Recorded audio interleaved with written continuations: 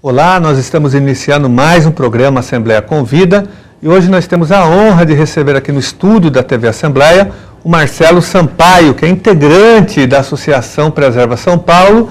Ele também foi membro do CADES da Vila Mariana, que é o Conselho de Meio Ambiente. E, Marcelo, é um prazer enorme estar te recebendo aqui hoje na TV Assembleia, para você que é um militante de vários movimentos sociais, você que participa de várias lutas sociais na cidade de São Paulo, no estado de São Paulo, você que participa da luta contra a especulação imobiliária, participa do movimento de cultura, em defesa dos músicos, que tem todo um acúmulo nessa área, você que participa do movimento de defesa do meio ambiente e de tantos outros. Eu gostaria de conversar um pouco com você, e eu sei que você tem uma atuação muito forte na luta contra a especulação imobiliária aqui no estado de São Paulo, fazendo um enfrentamento quase que direto com as grandes empreiteiras, com as grandes construtoras, você que defende uma cidade com mais qualidade de vida e pela ocupação do espaço público pela população e não pelo capital, pelo mercado. Eu gostaria de saber como que você iniciou a sua militância nessa área da luta contra a especulação imobiliária, que é uma luta muito importante, né, que tem a ver com a mobilidade. Hoje, as jornadas de junho mostraram claramente isso, que a população de São Paulo e de várias cidades vive hoje num inferno urbano por conta dessa especulação imobiliária. Então, uma das palavras de ordem, além da melhoria da educação, da saúde, da segurança pública, foi também a questão da mobilidade. E essa questão da mobilidade hoje, que tem a ver com transporte, com trânsito, passa necessariamente pela organização espacial da cidade, pela ocupação que vem ocorrendo de uma forma predatória por esses grandes grupos, né, liderados por empreiteiras e construtoras. Como que você entrou nesse movimento e como que você vem atuando e batendo de frente com esse movimento aí que tenta privatizar todos os espaços públicos do estado de São Paulo e do Brasil?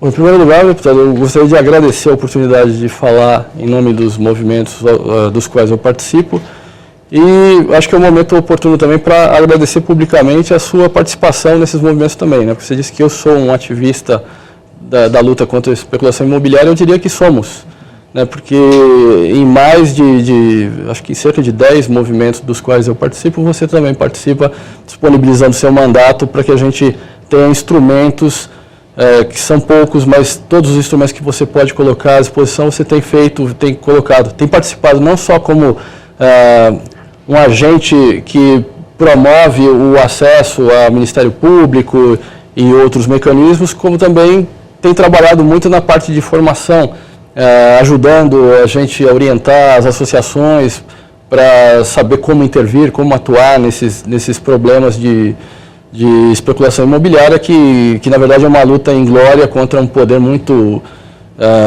endinheirado, muito rico, muito forte, muito poderoso, e a sociedade não tem grandes ferramentas para atuar. Então agradecemos a tua participação, teu empenho aí também em auxiliar, porque hoje nós não podemos contar com muitos parlamentares. Você é uma exceção e a gente agradece muito. Em nome do presidente do Preserva São Paulo, também agradeço o Jorge Eduardo Rubens, que é nosso parceiro. Agradecemos ao seu mandato pela ajuda sempre. A minha entrada nesses movimentos foi meio que por acaso, eu tenho atuado mais como vítima do processo do que como outra coisa, né? Eu moro próximo ao Jabaquara. O Jabaquara sofreu algumas intervenções que prejudicaram as populações locais.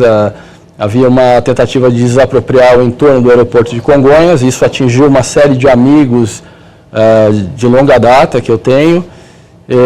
A Operação Urbana Águas Espraiadas também promovia um número grande de desapropriações na região do Jabaquara e toda a margem da Avenida Roberto Marinho.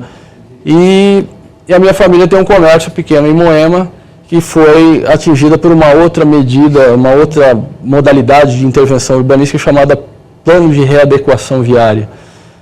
No caso do plano de readequação viária, tem a ver com a mobilidade urbana.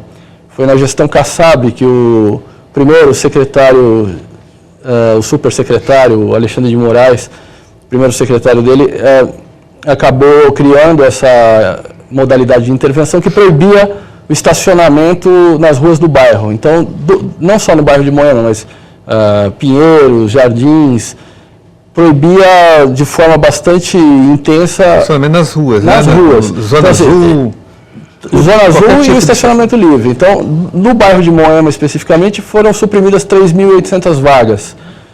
Com isso, a gente teve um reflexo imediato de uma quebradeira terrível no comércio e problemas graves para os moradores, porque você não podia mais estacionar um carro para descarregar compras, se ia fazer uma reforma não podia mais o pessoal que entrega materiais encostar, então criou um problema para o bairro gravíssimo. Ao longo desses 4 anos de vigência dessa medida, nós monitoramos mais de 300 lojas fechadas. Naturalmente que elas fechavam, outras pessoas alugavam, tornavam a fechar, então mais de 300 empresas deixaram de existir e eu não consigo precisar o número de postos de trabalho que foram perdidos, mas são muitos. Então o bairro sofreu com isso. A alegação da prefeitura, a justificativa para essa medida, era que eles precisavam aumentar o fluxo do trânsito, intensificar a velocidade local e aumentar a segurança do pedestre. Em poucos meses a gente verificou que a segurança do pedestre não aumentou, ela piorou muito, porque a gente, através da Secretaria de Segurança Pública, pôde verificar que houve um aumento de mais de 20% em acidentes graves com vítimas. Então a justificativa primeira era mentirosa. A questão do fluxo do trânsito também acabou caindo por terra, porque com a quebradeira do comércio, as grandes construtoras começaram a empreender no local, compravam os espaços dos comércios, remembravam os lotes e subiam as torres. Com esse adensamento, aumentava o fluxo de automóveis e aquele ganho de mobilidade, ganho no primeiro momento, ao longo de 1, 2 anos, acabou desaparecendo e a coisa ficou ainda pior. Marcelo, então nós podemos dizer que esse projeto da prefeitura, ele beneficiou, ou me parece, não posso afirmar isso, que foi feito sobre encomenda, mas ele beneficiou, ele foi construído a serviço das grandes empreiteiras, que ao desvalorizar os imóveis ali, as grandes empreiteiras se beneficiaram com isso. E outra pergunta que eu queria te fazer em relação a esse movimento é que foram suprimidas mais de 3.000 vagas, como você disse. Agora, no bairro, existem estacionamentos privados para dar conta de acomodar essas vagas? Não há. Inclusive, na época em que a medida foi colocada, os estacionamentos que existem no bairro retiraram os convênios, porque não havia mais interesse em ter convênios com moradores e com comerciantes, já que não havia nenhuma vaga na rua, todo mundo teria que usar. Então, eles aumentaram os preços e retiraram os convênios. Então, gera um problema, um impacto social muito grande, que é a majoração dos preços e a quebradeira no comércio local, além das dificuldades para os moradores, né, que não podem receber visitas. Agora, o bairro de Moema, além de ter um intenso comércio, ele também tem muitos consultórios médicos, odontológicos, psicológicos, né, de serviços também nessa área de saúde. Então, como que as pessoas estacionam? Uma pessoa marca uma consulta no médico em Moema, onde que ela vai estacionar? Nós tivemos a oportunidade de ver uma farmácia de manipulação na Alameda dos Maracatins, que tinha uma vaga de emergência, tendo um problema com o cadeirante, que ele não podia parar para tirar a cadeira de rodas, ele não pôde ser atendido naquela farmácia, que era a farmácia que ele fazia medicamentos já há anos. Então, assim, esses problemas foram inúmeros, né? Infelizmente, a gente demorou cerca de 4 anos para começar a reverter esse processo. A gente, seu mandato ajudou, nos encaminhou até o Ministério Público, entramos com um inquérito público que foi lentamente, mas pressionou. Com a mudança da gestão, a saída do prefeito Gilberto Kassab flexibilizou um pouco e começamos a negociar. E agora as vias principais têm a modalidade de Zona Azul nos horários de entrepicos.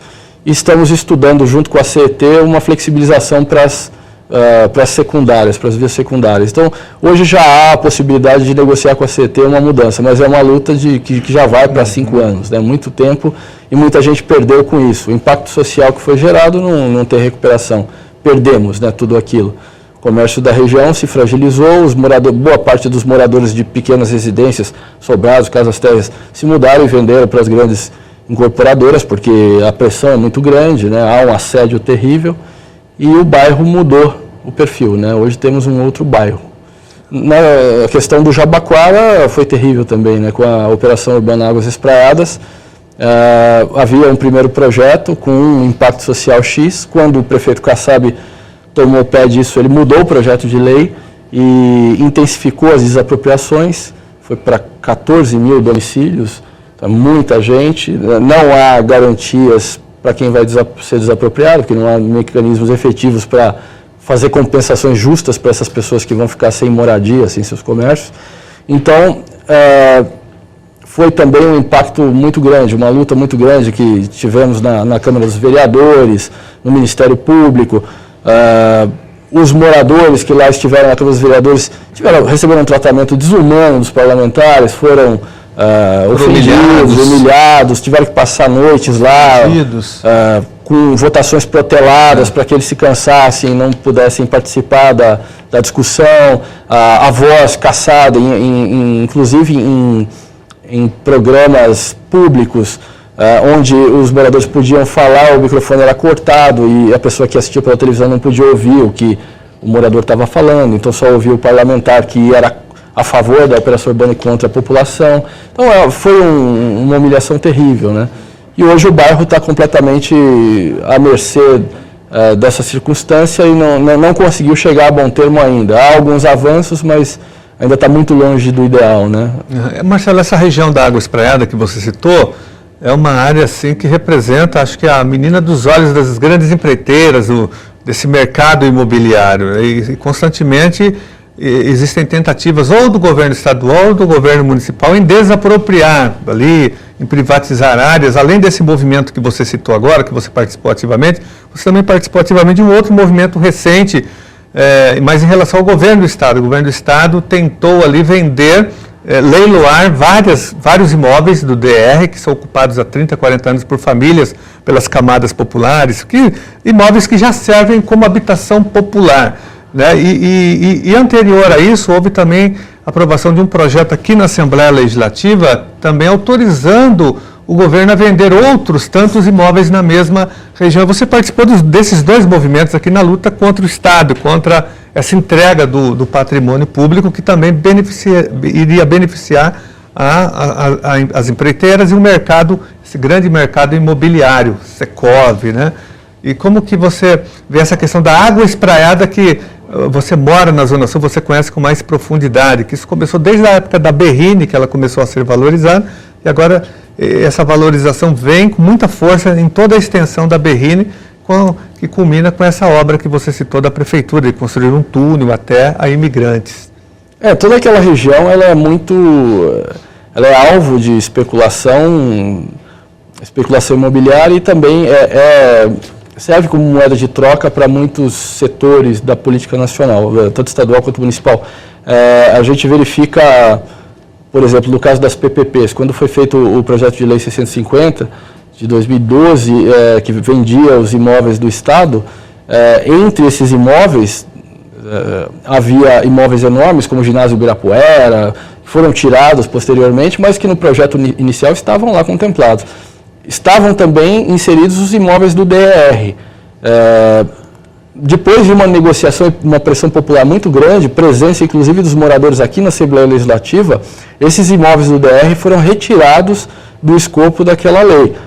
Só que, posteriormente, o governo do Estado, em parceria com o município, algumas vezes e algumas não, a título de promover parcerias público-privadas, colocou esses imóveis do DR em leilão para que pudesse capitalizar e beneficiar a determinados grupos específicos, aí, sobretudo o setor imobiliário que tem dinheiro para comprar esses espaços. O problema é que nesses imóveis do DR moram pessoas que estão amparadas pela lei, inclusive, que há uma lei que permite o uso para fins de moradia. A pessoa não pode comercializar aquilo, mas ela pode permanecer morando naquele domicílio até o fim da vida. Existe uma lei que ampara para que essas pessoas permaneçam. O Estado descumpriu a lei e colocou as casas a leilão. Então, hoje, se não me engano, estamos já na segunda tentativa de leiloar esses imóveis. A população local resiste bravamente, as comunidades estão organizadas, é lamentável, porque essas pessoas têm que se organizar rapidamente, porque o poder público, associado aos financiadores de campanha, vem preparando isso ao longo dos anos. E a população, quando dá conta de que isso está acontecendo, tem que se preparar em horas, em dias, porque não há um período para que isso seja negociado, conversado, para que haja possibilidade de estipular compensações, realocar essas pessoas em outro lugar. Então, é uma tremenda agressão às pessoas que estão lá estabelecidas há anos. Me parece que a primeira movimentação naquela região foi em 1973, que desapropriaram para o anel viário, e houve essa confusão de colocar os ex-funcionários, na época, os funcionários do DR para ficar nos imóveis, e depois passaram para os descendentes, e a coisa foi passando já 30, 40 anos aí, essas pessoas morando naquela região e agora são privadas do direito à moradia, que é um direito constitucional, mas é tirado deles para que o Estado possa privilegiar setores que dão amparo financeiro a campanhas e coisa do tipo, que é lamentável, né? O cidadão comum não tem como competir com esse poder das grandes corporações, né?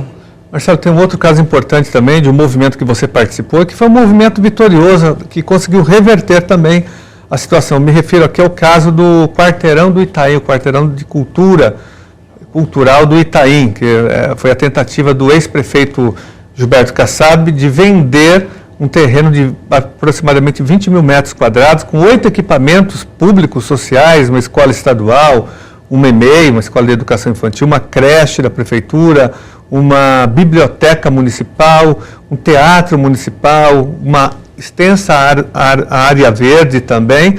Esse movimento foi vitorioso em São Paulo porque o prefeito, no final, ele aprovou o projeto na Câmara Municipal, mas através de toda a movimentação que vocês fizeram, você participou, como eu disse, ativamente, houve a reversão na justiça desse projeto do ex-prefeito Gilberto Kassab, que entregava praticamente 8 equipamentos públicos, destruiria, né, iria extinguir 8 equipamentos públicos que cumprem uma função importante. Esqueci de citar aqui um CAPS que existe na região. Sim. Então era um terreno que abrigava equipamentos de educação, de cultura e de saúde, além da parte verde que ali existe. Mas esse movimento conseguiu reverter a situação, senão nós teríamos perdido um espaço público importante na cidade. Eu gostaria que você falasse um pouco sobre esse movimento e a sua participação. Esse movimento, na verdade, para mim foi muito importante, porque foi o momento que eu conheci a Associação Preserva São Paulo, o Jorge Eduardo Rubens, e motivado, inspirado pelo engajamento dele nesse movimento, nós resolvemos naquela época criar a frente dos movimentos contra a especulação imobiliária, que a gente não tem essa frente como era naquela época, mas eventualmente esses agentes se reúnem para alguma luta que apareça e se faça necessária a presença e a força de mais movimentos. É uma frente que reúne movimentos de diversos bairros. A questão da venda do Quarteirão da Cultura, na verdade, além do Quarteirão da Cultura, havia mais, se não me engano, 8 ou 10 imóveis a serem vendidos pelo município. Terrenos da prefeitura, subprefeitura de Pinheiros. Exatamente. Ex-subprefeitura. Exatamente. Ele queria vender uma série de terrenos com a justificativa de que faria, com o dinheiro que viria dessa venda, faria creches na periferia. Essa movimentação gerou um inquérito público também na Promotoria de Patrimônio Público Social, que o promotor que cuidou desse inquérito foi o Dr. Walter Foleto Santin, um promotor bastante motivado, bastante engajado, que apurou que, entre outras falhas, entre outros absurdos, que o dinheiro que viria com a venda desse patrimônio, ele estaria vinculado ao pagamento de precatórios. Então, ele não poderia ser usado para construir nada em lugar nenhum. Ele teria que ser usado para pagar precatórios. Então, já era uma alegação falaciosa, já era uma mentira para promover a venda, o espólio da prefeitura, do patrimônio da prefeitura. Houve uma grande resistência da comunidade local, os usuários desses equipamentos públicos, do hospital psiquiátrico, da biblioteca pública, das escolas, de todos os equipamentos. Inclusive, uma moradora ilustre da região, a atriz Eva Vilma, participou desse movimento, a Associação Preserva São Paulo, o Movimento Defenda São Paulo. Houve uma grande mobilização e outros movimentos passaram a integrar esse movimento local do Itaim de resistência, que virou um símbolo dessa luta contra a venda de patrimônio público para promover PPPs e coisa do tipo. Essa luta, na gestão Kassab, foi vitoriosa. Realmente foi barrada a venda desse terreno, e os outros também não foram adiante. Com a mudança de gestão, isso não foi abordado ainda. Não quer dizer que não possa ser retomado esse processo, mas já há uma cautela maior por parte do Executivo, e o Legislativo também não se atreve com tanta facilidade a querer retomar esse processo, porque sabe que há um grupo organizado e que vai resistir. Além disso tudo, me parece que naquele quarteirão da cultura há um sítio arqueológico também. Então, assim, é um absurdo querer mexer naquilo dessa forma e com uma alegação mentirosa, né? Tem um outro movimento também, importante, que você participou, que tem um pouco a ver com isso, que o governo foi derrotado posteriormente, que foi o projeto Nova Luz. Através de ação na Justiça, através do trabalho da Defensoria Pública, nós conseguimos reverter, né, as desapropriações do projeto Nova Luz. Agora apareceu um novo escândalo, que o governador Geraldo Alckmin interrompeu, cancelou o projeto, um projeto que já era um projeto milionário, que não foi discutido com a população, com as pessoas no estado de São Paulo, que seria a construção de um centro de cultura na Nova Luz. O Alckmin agora recuou desse projeto e cancelou o projeto. Com isso, nós perdemos mais de 128 milhões de reais. Então, aquela região só trouxe prejuízos. Todos os projetos apresentados, que foram licitados, porque a prefeitura teve que pagar arquitetos, consultores, o Estado também. Então, nós perdemos, só o governo do Estado pagou mais de 128 milhões de reais com arquitetos e consultorias. A Prefeitura de São Paulo, quase 10 milhões também com o projeto, mas nenhum dos dois projetos foram consolidados, nem o projeto Nova Luz e nem mesmo esse centro de cultura, que ele é de implantação duvidosa, porque não teve o respaldo da população. Ele é considerado um projeto elitista para rico. Sim. O Nova Luz, na verdade, é uma solução para um problema criado pela própria Prefeitura, né? A Prefeitura, ao longo dos anos, abandonou a região central e criou dificuldades para quem estava lá estabelecido, e aquilo acabou se degradando. Você tem, por exemplo, nesse movimento a gente tomou conhecimento de algumas ações da Prefeitura que intensificaram a degradação da região. Um dos exemplos é o fechamento de albergues. Então, se você fecha um albergue e coloca os albergados na rua, você potencializa o número de moradores de rua e cria outros problemas sociais, como tráfico de droga. Aquela Cracolândia nós consideramos um fenômeno construído pelas ações da Prefeitura. Precarização da iluminação pública, o Estado também contribuindo com o abandono sistemático da segurança pública local, né? Então, o que aconteceu? Foi se avolumando o número de adictos, de usuários de droga naquela região, e vieram com a solução mágica, que é o projeto Nova Luz, que na verdade não é daquele período, ele já vem de muito antes, ele já foi pensado muito antes. O projeto Nova Luz seria a concretização da lei da concessão urbanística. É uma lei que, a grosso modo, passa para o concessionário o direito de desapropriar, que é um absurdo. Foi objeto de ADINs, de ADPFs, mas a gente não sei por que isso se dá dessa forma, mas tudo que é levado ao Tribunal de Justiça contra a população e a favor do governo, sempre dá para o governo, nunca a favor da população. Então, a lei da concessão urbanística, no caso do Nova Luz, foi deixada de lado porque o projeto foi abandonado, mas a lei continua viva, ela pode ser aplicada em qualquer lugar, em qualquer tempo. O Nova Luz, ele foi interessante porque ele reuniu um movimento de resistência bastante heterogêneo. Você tinha juntos parte de moradores de rua, moradores da região, proprietários da região, comerciantes da região, artistas, uma série de grupos diferentes trabalhando em prol de uma causa que era barrar o Nova Luz, que iria desapropriar os moradores e acabar com o centro comercial da Santa Ifigênia, que tem milhares de CNPJs, milhares de postos de trabalhos. Então, essa circunstância gerou uma coisa que a gente considera muito interessante para a sociedade, que é o trabalho conjunto entre os diversos setores da sociedade civil por uma causa comum, que é a permanência e a possibilidade de usar aquele espaço. O projeto foi abandonado, já se tentou outro projeto para desapropriar alguns imóveis da região central, que foi a PPP Casa Paulista, que também já já está sendo questionado e não foi adiante com tanta rapidez quanto o governo do Estado queria, mas como o senhor falou, é um lugar muito cobiçado, é uma região que desperta o interesse de muita gente, né? E uma coisa que eu acho prudente a gente mencionar, que a razão, o motivo por que isso tudo acontece é justamente esse interesse por alguns grupos políticos de ter próximos deles os financiadores de campanha desses setores que têm muito dinheiro, que são construtoras, empreiteiras e coisas desse tipo.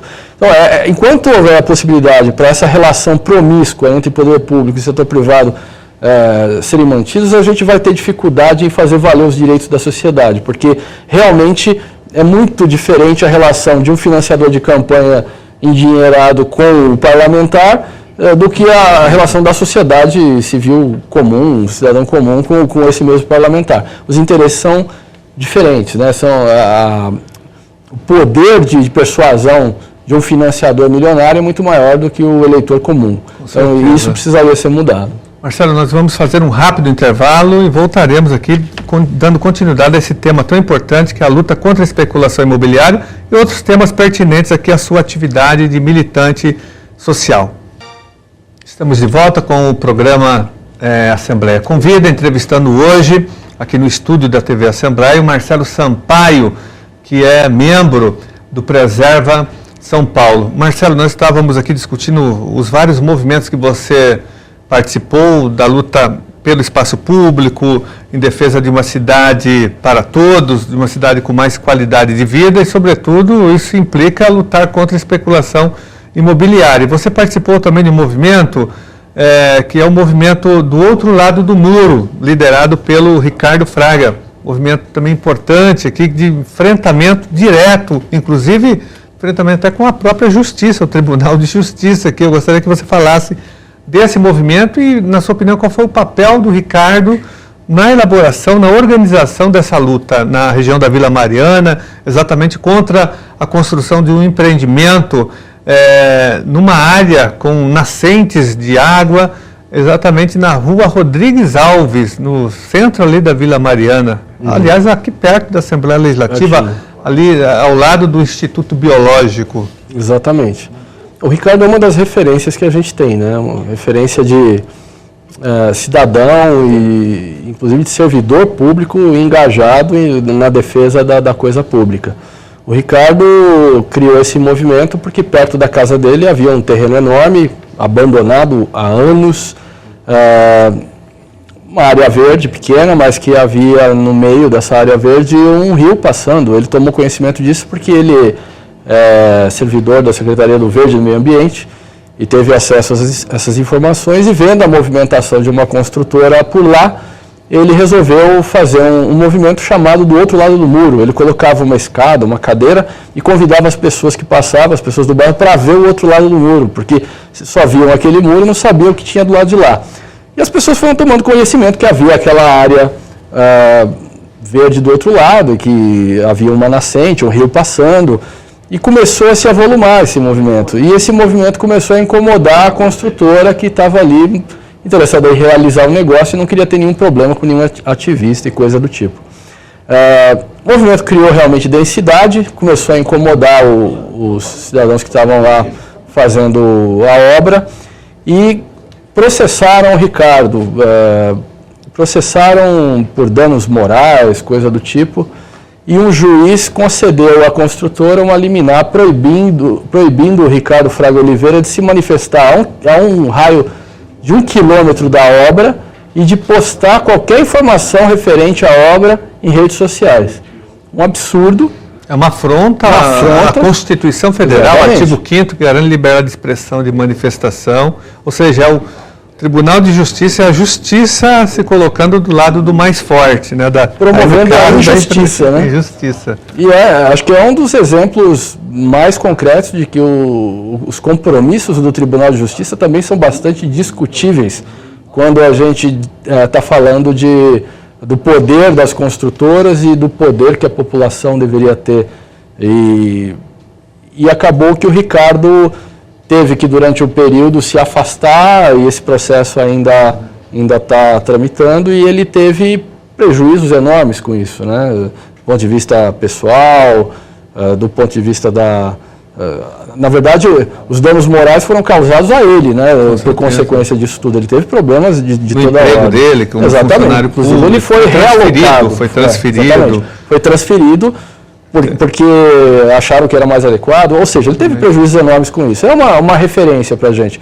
Porque você vê que nem o meio ambiente, que hoje é um mote supervalorizado, inclusive pelas grandes emissoras que estão muito vinculadas ao capital imobiliário, é deixado de lado rapidamente quando o interesse de uma construtora aparece no jogo. Então, tudo é secundarizado quando o capital especulativo está em cena, né? Não só o capital imobiliário, também as indústrias farmacêuticas, os planos de saúde, mas no caso da nossa lida é mais em relação ao setor imobiliário, porque é o setor que vem promovendo grandes absurdos perto da gente. A gente sofre com isso também e vê os amigos, os nossos conhecidos também sofrendo com isso. O movimento dele foi muito criativo, porque ele utilizava de arte, de cultura, de música, de cinema, de teatro. Muitas crianças participavam. Eu cheguei a participar de umas 2 atividades e era isso, era com muita criatividade e a população participava. Era um movimento diferente, era uma contestação feita com muita arte, com muita cultura. Tinha um músico que tocava cítara, que participava sempre. O ator Pascoal da Conceição esteve lá presente em algumas ocasiões também. Então, foi um movimento muito importante, é um modelo a ser seguido realmente, um modelo de organização, um modelo de manifestação pacífica criativa, né, que promove, além da questão do problema local, também promove a forma como se faz movimentos, como se organiza, como você parte do zero para a organização de um movimento, de uma associação,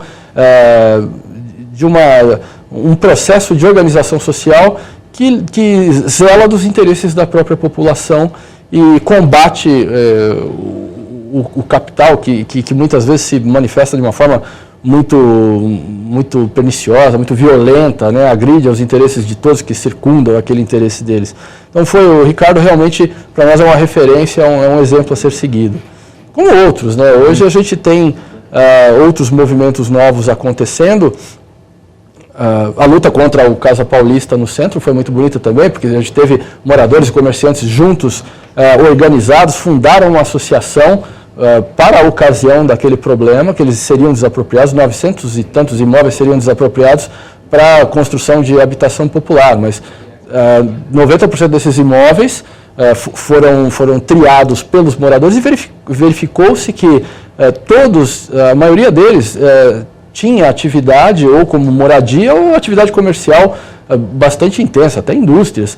Então, não há critério para fazer. Quando é um exemplo interessante de quando a população se organiza, se mobiliza, consegue criar um constrangimento para o poder público, que nesse caso está mal intencionado, e fazer com que ele dê um passo atrás e reconsidere aquela medida. Então, esse é um grande exemplo. Hoje há um exemplo que está ocupando os noticiários, os jornais, que é o caso do Parque Burle Marx, ali na região do Panambi, que querem tirar uma quantidade de árvores enorme e emparedar... Para construir um condomínio de luxo? Exatamente. Então, o interesse da construtora é sempre acima do interesse público.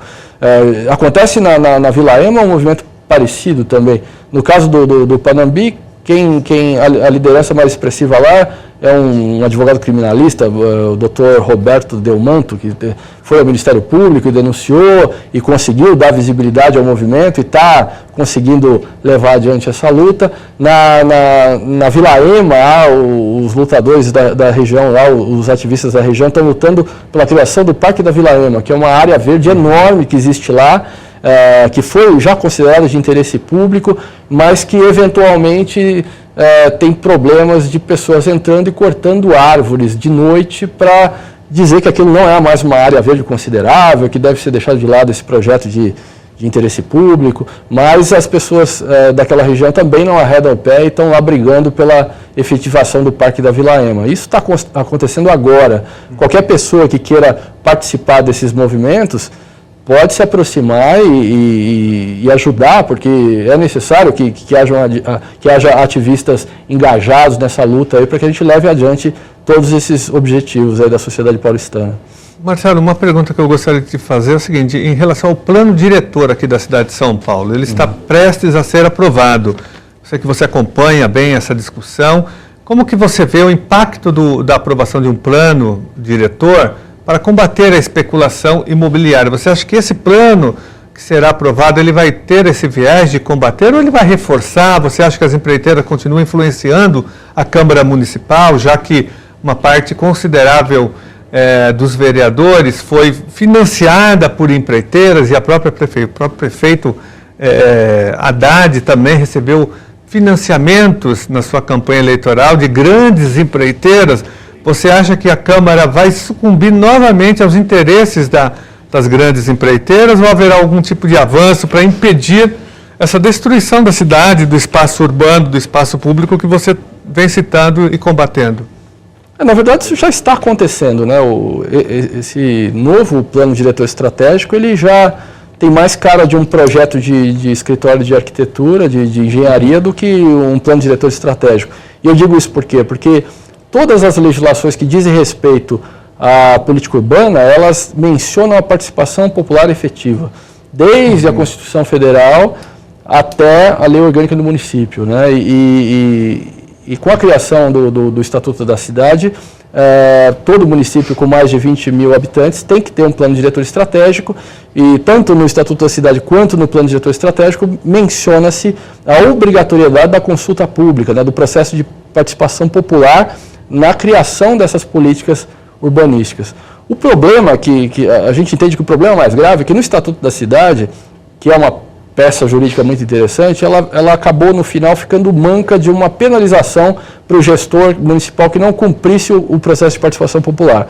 Havia um artigo que dizia que o prefeito que não promovesse efetivamente o processo de consulta pública, de participação popular, ele seria penalizado por improbidade administrativa.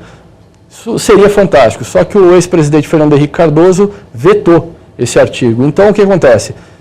Se o prefeito descumprir tudo aquilo, pode ser objeto de algum tipo de inquérito, de processo, mas ele não existe uma lei que o penalize objetivamente, né, porque esse artigo foi vetado. E todas as outras legislações mencionam a questão da participação popular, mas não executam de fato. Aqui nesse último processo do PDE da capital, da cidade de São Paulo, a gente teve um chamamento pífio para discussão, para participação popular, para consulta das pessoas, no qual participaram, me parece que 10 mil ou 12 mil pessoas. Uma população de 11 milhões de habitantes, se você tem a participação de 10 mil, quer dizer que ninguém participou. Muito pouca gente. E eu participei de diversos encontros desse ciclo e eu sempre bati na mesma tecla. Não há como fazer um processo de participação popular sem uma chamada pública efetiva. E chamada pública para 11 milhões de pessoas não é no diário oficial e nem no site da prefeitura. Isso teria que ser feito em meio de comunicação de massa. Só que é uma negligência, ou é de propósito mesmo por parte do poder público, de fazer isso só em veículos de menor abrangência, para que não acontecesse maior resistência por parte da população. Então, nos encontros para discussão do PDE, o que a gente tinha? Dúzias de assessores parlamentares, alguns servidores da Secretaria de Desenvolvimento Urbano, alguns arquitetos, alguns acadêmicos e população comum, gente comum dos bairros, muito pouca. Então, no final, o que há é um projeto de lei que atende ao interesse, novamente, de empreiteiras e construtoras, que vai acabar promovendo muita desapropriação na cidade de São Paulo. A gente já tem algumas aí anunciadas. Ao longo da Avenida Roberto Marinho, por exemplo, há uma quantidade bastante expressiva de desapropriações já anunciadas para fazer as obras de infraestrutura ali ao longo do monotrilho, e outras para fazer corredores de ônibus. Agora uma foi barrada pela comunidade da região da Avenida Nossa Senhora do Sabará, que protestou de uma forma bastante incisiva e o prefeito deu um passo atrás. Mas o projeto de lei como um todo não satisfaz aos interesses da população. Nós entendemos que o calcanhar de Aquiles está na questão do financiamento de campanha.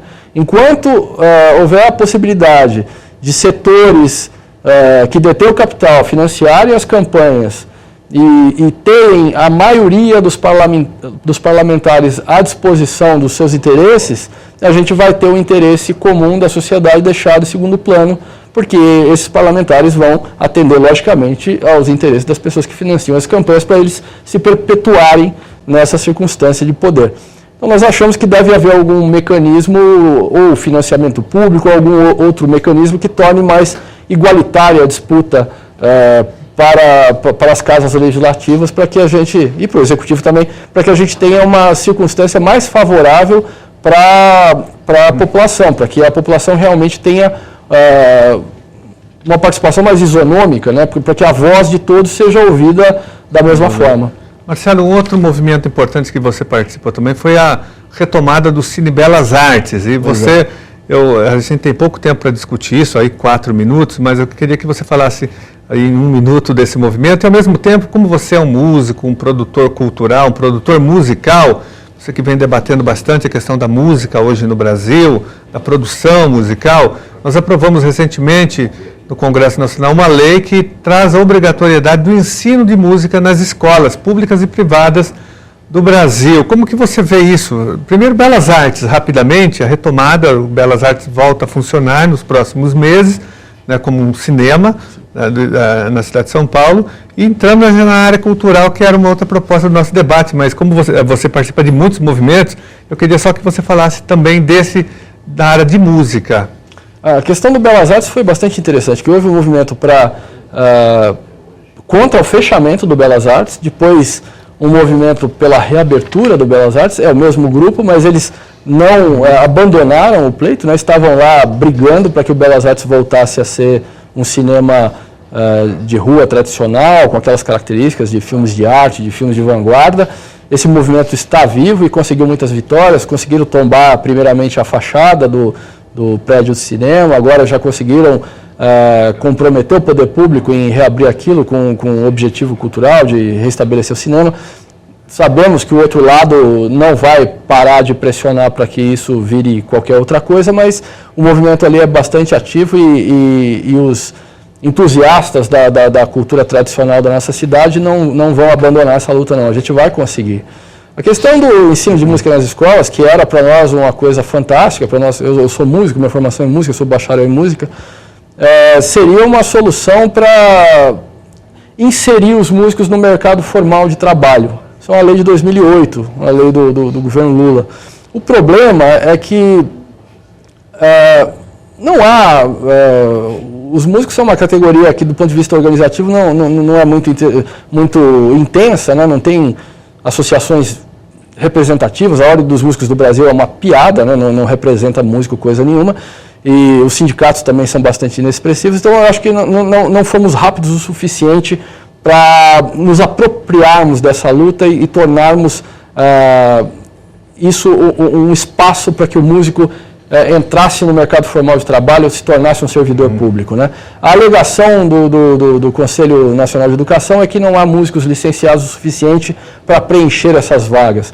Mas nós sabemos também que poderia haver a vontade política de criar disposições transitórias para inserir esses músicos nesse mercado, que para nós é o mercado, mas seria uma alternativa muito interessante do ponto de vista pedagógico, de mudar o perfil da escola, porque hoje a escola pública para a criançada, para os adolescentes, é uma coisa a ser superada, né?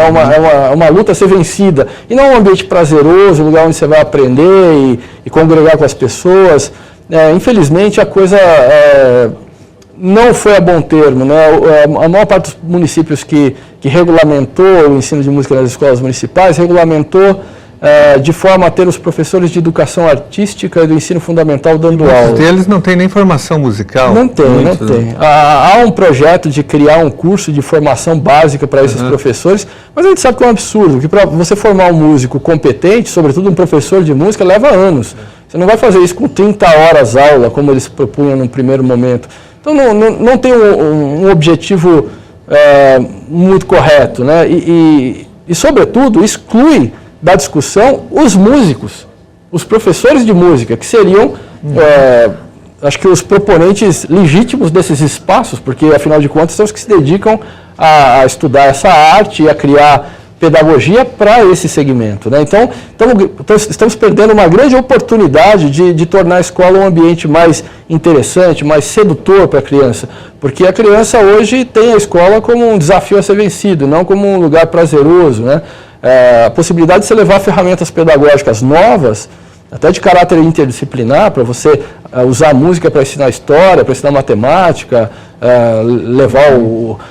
mencionar Pitágoras e as proporções matemáticas que tem dentro da série harmônica. Haveria muitas possibilidades para você incrementar o projeto pedagógico das escolas com a inserção dos músicos como professores dentro do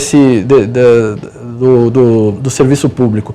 Mas acho que nós entendemos que o Estado foi negligente e mais uma vez, abandonou os músicos, que são abandonados, deixados de lado desde sempre. Porque nunca houve política para artistas em geral e os músicos, sobretudo, que são sempre marginalizados. A gente está cansado de ouvir a piadinha clássica, né, de você é músico e para viver você faz o quê? Né? Você trabalha com o quê? E poucos sabem que a gente usa um músico para ter competência, habilidade para tocar o instrumento, para compor. Ele gasta horas e horas e horas e horas durante anos para ter competência técnica, qualidade como compositor, como arranjador, para poder fazer boa música, para poder ensinar. É um trabalho. Marcelo, olha, infelizmente o nosso tempo chegou ao fim, tempo esgotado. Quero agradecer a sua contribuição, a sua presença aqui no estúdio e dizer que você tem que continuar dando essa grande contribuição para as grandes lutas sociais, porque você é um exemplo de cidadania, de luta e de cidadania ativa e crítica. Muito obrigado. Muito obrigado, professor. Foi um prazer.